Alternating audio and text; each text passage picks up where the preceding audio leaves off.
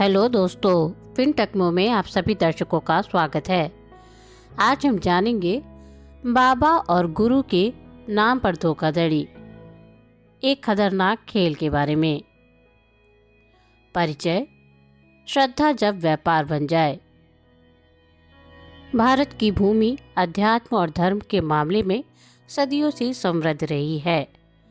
गुरु शिष्य परंपरा और आध्यात्मिक गुरुओं की उपस्थिति ने इस देश की संस्कृति और समाज को दिशा दी है। लोग अपने जीवन में आने वाली समस्याओं और चुनौतियों का समाधान पाने के लिए गुरुओं और बाबाओं की शरण लेते हैं। यह परंपरा वैदिक युग से चली आ रही है और इसमें कोई बुराई नहीं है, जब तक यह सच्चे आध्यात्मिक उद्देश्यों के साथ की जाए। परंतु समस्या तब उत्पन्न होती है जब कुछ लोग इस आस्था और विश्वास का दुरुपयोग कर अपनी व्यक्तिगत स्वार्थ सिद्धि में लगे होते हैं। यह धोखाधड़ी आज के समय में एक खतरनाक खेल बन चुकी है। भारत में गुरु शिष्य परंपरा का महत्व। वैदिक युग से आधुनिक समय तक की यात्रा। गुरु शिष्य परंपरा भारत की आत्मा है। वैदिक युग में गुरुकुल के माध्यम से शिक्षा और अध्यात्म का प्रसार होता था। गुरु केवल शारीरिक शिक्षा नहीं, बल्कि जीवन के हर पहलू पर मार्गदर्शन प्रदान करते थे। उस समय के महान गुरुओं ने समाज को दिशा दी। वेद व्यास, वशिष्ठ, द्रोणाचार्य आदि जैसे नाम हमारे इतिहास में अंकित हैं। उनके शिष्यों ने उनके मार्गदर्शन में न केवल शिक्षा पाई, बल्कि धर्म, नीति और सत्य की खोज भी की है। लेकिन समय के साथ इस परंपरा में बदलाव आया। आज गुरु का स्थान कुछ हद तक बाबाओं ने ले लिया है, जिनका उद्देश्य आध्यात्मिक मार्गदर्शन से अधिक व्यावसायिक हो गया है। वे भक्तों के विश्वास को अपनी ताकत बना रहे हैं और इसे धन, प्रतिष्ठा और सत्ता प्राप्ति के लिए इस्तेमाल कर रहे हैं। महान गुरुओं के योगदान। स्वामी विवेकानंद, रामकृष्ण परमहंस और आदि शंकराचार्य जैसे महान गुरुओं ने भारतीय समाज को नई दिशा दी। इन गुरुओं का उद्देश्य आत्मिक उन्नति और समाज को आध्यात्मिक रूप से सशक्त बनाना था। लेकिन आज के कई बाबाओं ने इस परंपरा का फायदा उठाकर आम जनता को ठगने का व्यवसाय बना लिया है। फर्जी बाबाओं का उभार और उनके दांवपेच। अंधविश्वास का बीज बोना। अधिकतर फर्जी बाबा और गुरु जनता के बीच अपनी दिव्यता का झूठा प्रचार करके काम शुरू करते हैं। वे अपने अनुयायियों को यह विश्वास दिलाते हैं कि उनके पास कुछ विशेष शक्तियां हैं जो किसी की भी किस्मत बदल सकती हैं। छोटे मोटे चमत्कारों का दिखावा करके वे लोगों के विश्वास को जीत लेते हैं। वे दावा करते हैं कि वे हर समस्या का समाधान कर सकते हैं, चाहे वह स्वास्थ्य समस्या हो, करियर की समस्या हो या फिर व्यक्तिगत रिश्तों से जुड़ी समस्याएं। चमत्कारी दावे और विशेष क्रियाएं। ये बाबा अक्सर अपने अनुयायियों को विशेष पूजा विधियों, तंत्र मंत्र या अन्य चमत्कारी उपायों का हिस्सा बनाते हैं। ये दावा करते हैं कि इन क्रियाओं के माध्यम से वे बीमारी, कष्ट और दुर्भाग्य को दूर कर सकते हैं। ये क्रियाएं न केवल महंगी होती हैं, बल्कि उनका कोई वैज्ञानिक आधार नहीं होता। इसके बावजूद लोग अपनी समस्याओं का त्वरित समाधान पाने के लिए इन बाबाओं पर भरोसा कर लेते हैं। मानसिक और शारीरिक नियंत्रण। फर्जी बाबा धीरे धीरे अपने भक्तों को मानसिक और शारीरिक रूप से अपने नियंत्रण में ले लेते हैं।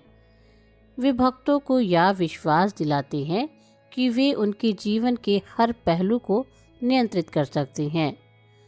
कुछ बाबा तो इस हद तक चले जाते हैं कि वे अपने अनुयायियों का व्यक्तिगत और यौन शोषण भी करते हैं। इसके अलावा वे भक्तों को अपने परिवार और समाज से दूर कर देते हैं, ताकि वे पूरी तरह से उन पर निर्भर हो जाएं।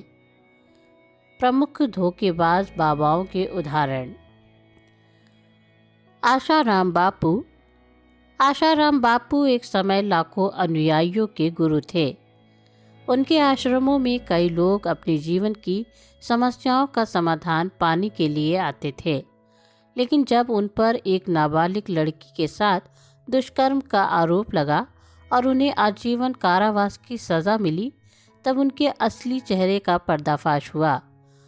आशाराम बापू का मामला दिखाता है कि कैसे एक फर्जी गुरु जनता के विश्वास का दुरुपयोग कर सकता है। राम रहीम सिंह।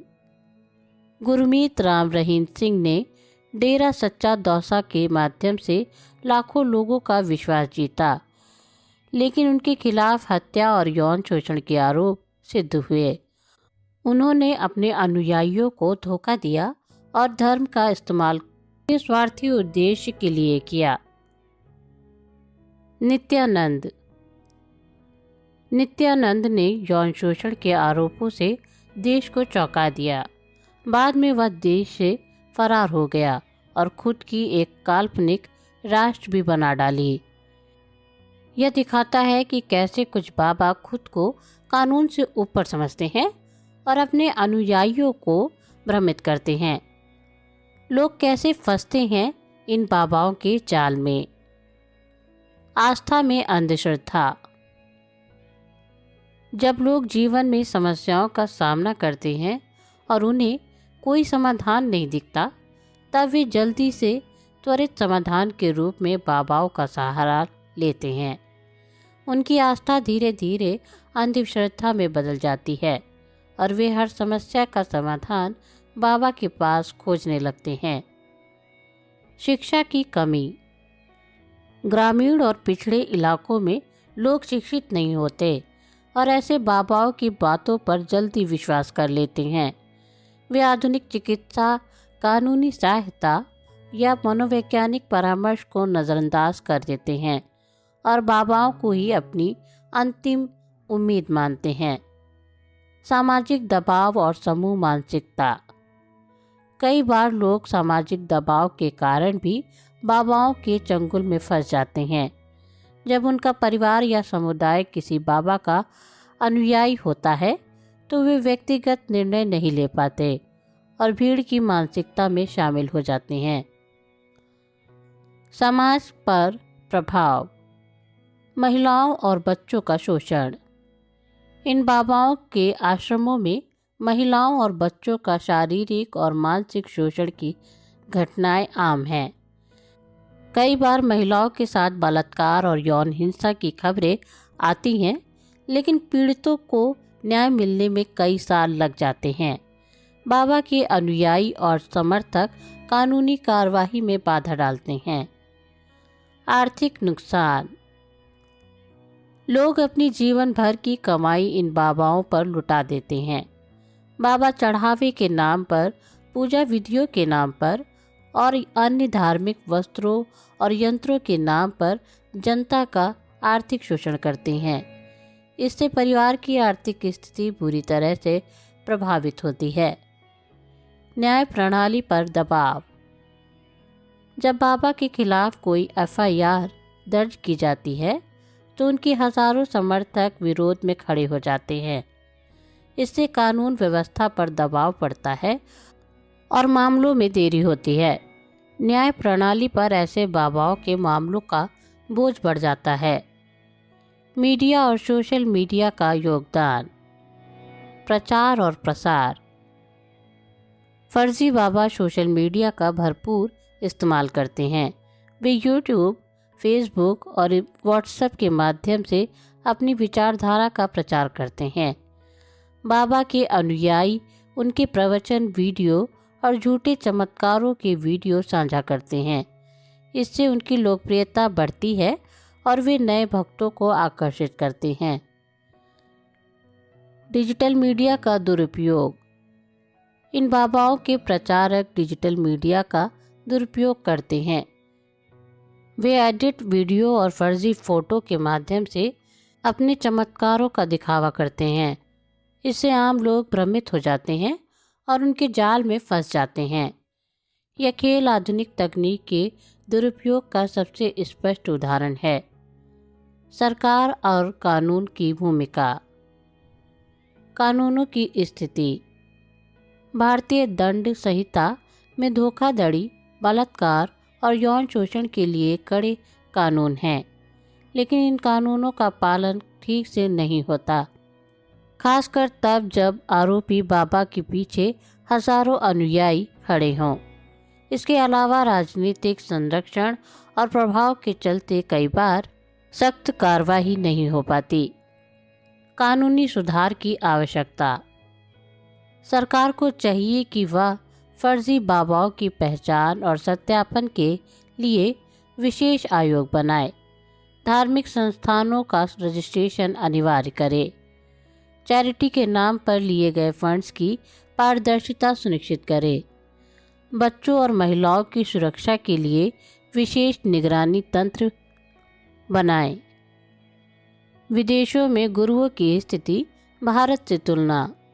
विदेशों में भी गुरुओं और स्पिरिचुअल लीडर्स का बोलबाला है, लेकिन वहाँ कड़ी निगरानी और रेगुलेशन होता है। अमेरिका और यूरोप में किसी भी आध्यात्मिक संगठन को टैक्स लाभ पाने के लिए पारदर्शी फाइनेंशियल रिपोर्टिंग करनी होती है। इसके अलावा यौन शोषण के आरोपों को गंभीरता से लिया जाता है और त्वरित कार्यवाही होती है। समाधान और समाज की भूमिका। शिक्षा और जागरूकता। शिक्षा ही इस समस्या का सबसे प्रभावशाली समाधान है। लोगों को वैज्ञानिक सोच और आलोचनात्मक विचारधारा से लैस करना होगा। स्कूल और कॉलेजों में तर्कशीलता और मीडिया लिटरेसी को पाठ्यक्रम में शामिल करना जरूरी है। मीडिया की जिम्मेदारी। मीडिया को चाहिए कि वह फर्जी बाबाओं के चमत्कारों को बढ़ा चढ़ाकर न दिखाए, बल्कि जांच परख रिपोर्ट करे। सच्चे पत्रकारों को इन बाबाओं की सच्चाई उजागर करने के लिए समर्थन देना चाहिए। समाज की भागीदारी।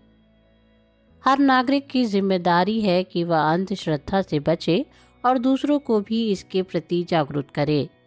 अगर किसी को किसी बाबा या गुरु पर शक हो तो वो तुरंत प्रशासन को सूचना दे। निष्कर्ष। भारत की आध्यात्मिक परंपरा दुनिया में सबसे प्राचीन और समृद्ध है, लेकिन इस महान परंपरा को बदनाम करने वाले कुछ लोग इसे व्यापार और सत्ता का माध्यम बना रहे हैं। हमें सच्चे गुरु और फर्जी बाबा में फ़र्क करना सीखना होगा। श्रद्धा को अंधश्रद्धा में बदलने से रोकना होगा, तभी हम एक प्रभुत्व, सुरक्षित और जागरूक समाज की ओर बढ़ सकते हैं।